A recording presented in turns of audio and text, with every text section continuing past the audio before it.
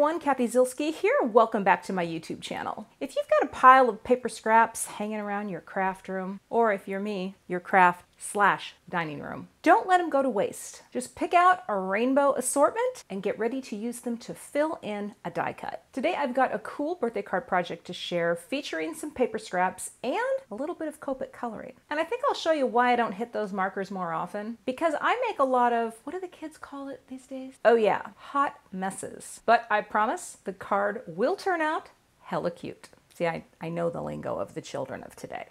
I get it. I'm down with that. Stick around. That card project coming up next. So if this ginormous die is not the coolest home for paper scraps, then I'd be hard pressed to find one that is better. I think this die cut is the coolest. Plus, I'm gonna throw a little cupcake in. So let's just quickly take a look at some of the products I'm using today. So I've got cardstock scraps, some stamps, some Copic markers, and this die. And I'll be using a few other things as we go, but I just wanted to show you how big that thing is. That thing is huge, huge. All right, let's do it. I'm placing this onto a panel of Neenah Solar White Classic Crest in the 110-pound weight. I'm gonna run that through to cut out the whole sentiment off my single panel. The great thing is you can keep all the cutouts and use the positives, if you will, for another card project. I am not going to do that today because this is what I want. Well, this and some of the centers, of course, that I'm going to preserve and drop in. But the next step is going to be to cut out all of my colors. So I'm going to start and just do one to show you what I'm talking about. I'm putting down my scrap, positioning the first letter, and just going to run that through the die cut machine, get my first letter, and there we've got it, the B. And then I'm going to repeat this for the rest of the colors all along the BIG and also breaking it up into birthday wishes. And now I'm just going to fill them in. Filling them in, picking them up, popping them in, using my little pick-me-up tool, which has seen its better days with the stick, but someone told me to wash it off and it actually is sticking better. So whoever gave me that tip, I thank you. All I'm doing is filling all of these little openings in, and then I'm going to pop in the white centers so that it looks like one beautiful, big, solid thing. And once I've got these all gently lined up, okay, ready to go, I'm going to bring in the press and seal. The magical press and seal, invented by Jennifer Maguire's husband. I'm never not going to say that because I think it's the coolest little trivia bit ever. But I'm placing it down over the top, burnishing it down a little just to make sure that it's holding everything into place, right? And then I'm going to flip this over. And you can see everything stays together, and all I need to do is tape it down. And friends, I'm using packing tape.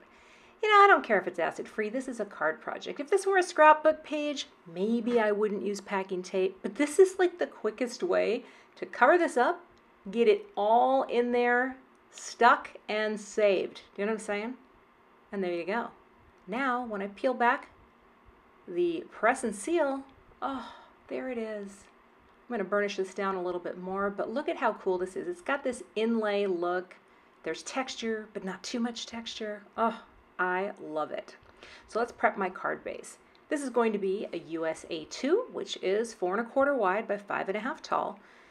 Gonna tape it closed because this 110-pound cardstock tends to want to pop up. And now I have to glue this down. I'm gonna put a little dot runner on any of the areas around the edges that are exposed, but I'm gonna lay down this really sticky scrapbook adhesive tape runner to the back where the packing tape is. See that? Because the packing tape isn't going to take dot runner that well. You're going to have to use a stronger adhesive. But I'm going to push my base into the corner, push my panel into the corner, and just like that, I have a perfectly lined up panel on my card base. I love it. Now I could leave it, but I decided to get a little wild here. So I'm going to try to do a cupcake. And I'm stamping this down with some Simon Intense Black, which is a Copic-friendly ink. And I really did think about just keeping it black and white, which I think would have been cute. But I thought, you know what, I'm gonna branch out. So I stamped 2, always good to have a backup, right? Cleaning off my stamp with my tidy towel. But I figured while I had my MISTI out, I was going to stamp cinnamon on the inside, and this is something you may or may not know with the MISTI tool. You can open up a card just like this, take your sentiment, and I don't often show that I stamp inside cards, but I do.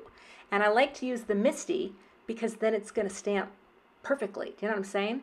And here's the thing, you can hang your card outside of the MISTI. It is not going to get bent when you go to stamp down your sentiment. So that's pretty cool. And if you didn't know, well, now you do. You know what they say, the more you know. Fabulous. Now it's time to color, and I have a very limited palette here, and I'm going to show you why.